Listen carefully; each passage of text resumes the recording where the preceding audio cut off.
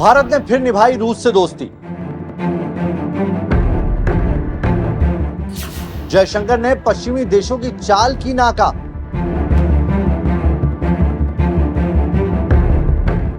G20 में Zelensky की साजिश पर फेरा पानी।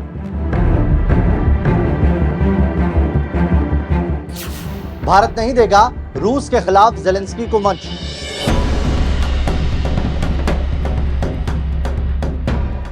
नमस्कार, एनएमएफ न्यूज देख रहे हैं आप। G20 शिखर सम्मेलन के दौरान पश्चिमी देशों ने यूक्रेन के सहारे भारत को फंसाने की साजिश रची थी।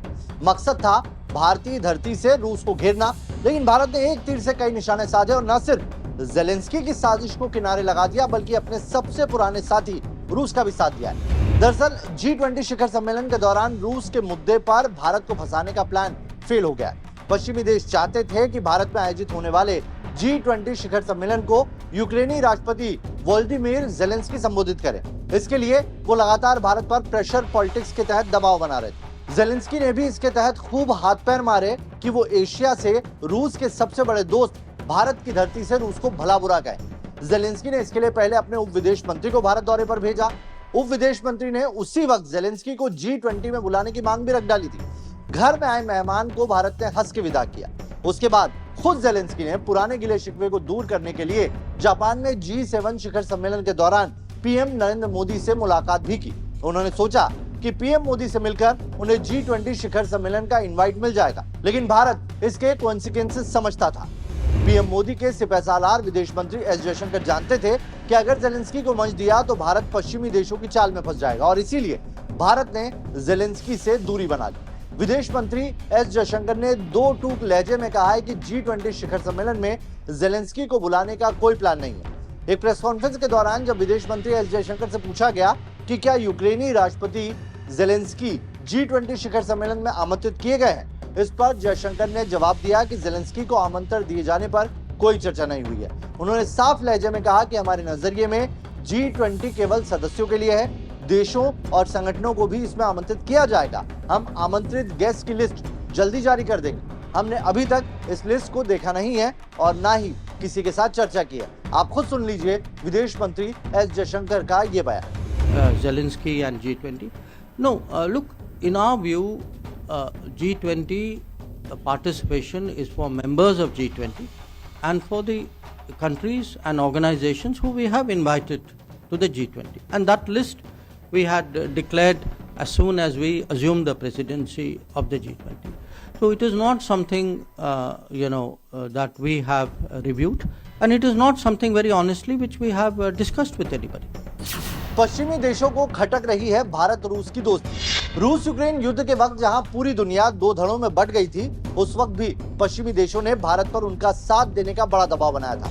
उसी वक्त भारत ने साफ कर दिया था कि भारत सभी से बातचीत वाली अपनी पॉलिसी पर अडिग है। वो किसी भी तरह के युद्ध के खिलाफ है, लेकिन वो अपने रूस के साथ पुराने संबंधों की खातिर रूस और यूक्रेन दोनों से युद्ध से पीछे हटने की अपील करता है। भारत ने कभी यूक्रेन युद्ध को लेकर रूस का खुलेआम विरोध नहीं किया, और तभी से अमेरिका सहित तमाम जो पश्चिमी देश है वो भारत के रवैये से बेहद बौखलाए हुए हैं। वो चाहते हैं कि कोई एक मौका उनके हाथ लग जाए जिससे वो भारत को रूस के खिलाफ दिखाए या उन्हें रूस के मुद्दे पर फंसाए। G20 विदेश मंत्रियों की बैठक के दौरान भी रूस के मुद्दे पर खूब बवाल मचा था। G20 वो मौका था जब उन्हें ये मौका मिल सकता था, लेकिन विदेश मंत्री ने उनकी सारी उम्मीदों पर पानी फेर दिया। देखिए, जो यूक्रेन में जो युद्ध जो चल रहा है, उसके अलग अलग जो दुनिया उसका असर जो दुनिया पर है, ये अलग अलग रीजन्स में, अलग अलग देशों में उसका अपना प्रभाव होता है।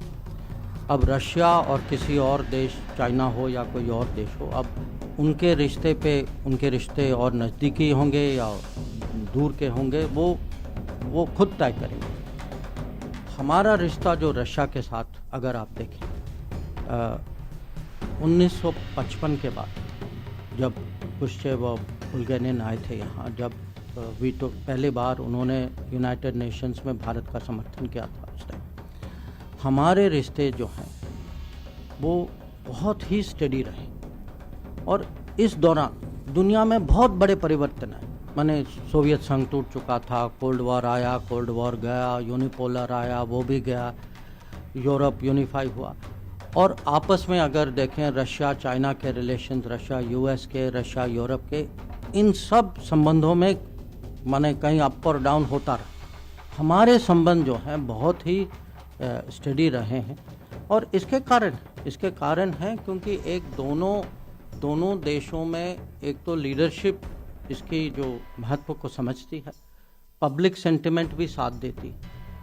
हम दोनों के यहाँ ये समझ है कि हम दोनों बड़े यूरेशियन देश हैं, पूरा यूरेशिया की स्टेबिलिटी एक किस्म से हम पे निर्भर है, हमारे रिश्तों पे निर्भर। तो जो आप कह रहे हैं, हाँ ऐसी एनालिसिस मैं पढ़ता रहता हूँ, पर आप हकीकत देखें ना कि हमने पिछले साल में भी ऐसा कुछ रिश्तों को ऐसा कुछ होने नहीं दिया जिसके कारण कुछ प्रश्न चिन्ह उठे हमारे बारे में। विदेश मंत्री एस जयशंकर ने अपने बयान से मैसेज देकर यह साफ कर दिया है कि यूक्रेन और रूस की जंग में किन देशों के रिश्ते कैसे होंगे वो खुद तय करेंगे।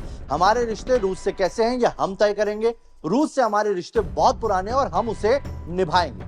रूस और भारत का रिश्ता सिर्फ सरकारों तक सीमित नहीं है, ये रिश्ते हमारी जनता के बीच तक है। देखिए, जो यूक्रेन में जो युद्ध जो चल रहा है उसके अलग अलग जो दुनिया उसका असर जो दुनिया पर है, ये अलग अलग रीजन्स में, अलग अलग देशों में उसका अपना प्रभाव होता है। अब रशिया और किसी और देश, चाइना हो या कोई और देश हो, अब उनके रिश्ते और नज़दीकी होंगे या दूर के होंगे, वो खुद तय करेंगे।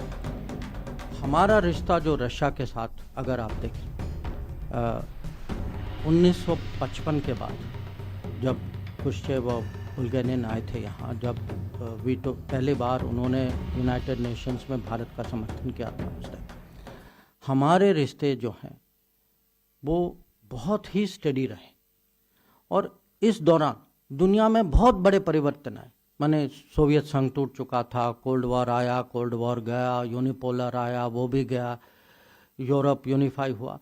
और आपस में अगर देखें रशिया चाइना के रिलेशंस, रशिया यूएस के, रशिया यूरोप के, इन सब संबंधों में माने कहीं अप और डाउन होता रहा। हमारे संबंध जो हैं बहुत ही स्टडी रहे हैं और इसके कारण हैं क्योंकि एक दोनों देशों में एक तो लीडरशिप इसकी जो महत्व को समझती है, पब्लिक सेंटिमेंट भी साथ देती है। हम दोनों के यहाँ ये समझ है कि हम दोनों बड़े यूरेशियन देश हैं, पूरा यूरेशिया की स्टेबिलिटी एक किस्म से हम पे निर्भर है, हमारे रिश्तों पे निर्भर। तो जो आप कह रहे हैं, हाँ ऐसी एनालिसिस मैं पढ़ता रहता हूँ, पर आप हकीकत देखें ना कि हमने पिछले साल में भी ऐसा कुछ रिश्तों को ऐसा कुछ होने नहीं दिया जिसके कारण कुछ प्रश्न चिन्ह उठे हमारे बारे में। तो ये मेरा उत्तर है आपके लिए। दूसरा जो है नेबरहुड फर्स्ट जो आप पूछ रहे थे, जो रिपोर्ट कार्ड मैंने आप लोगों के सामने प्रस्तुत किया है उसमें सबसे ज़्यादा अगर आप देखें, सबसे हमारी प्रगति भी नेबरहुड में हुई है, हमारी चुनौतियां भी नेबरहुड में, तो दोनों हैं साथ साथ कि बाकी नेबर्स के साथ नेपाल, बांग्लादेश, मालदीव, श्रीलंका, भूटान, इवन म्यांमार, आप देखें political relations are strong, regional connectivity, माने एक किस्म से एक रीजनल, एक पहली बार यहाँ एक रीजनल इकोनॉमी बन रही।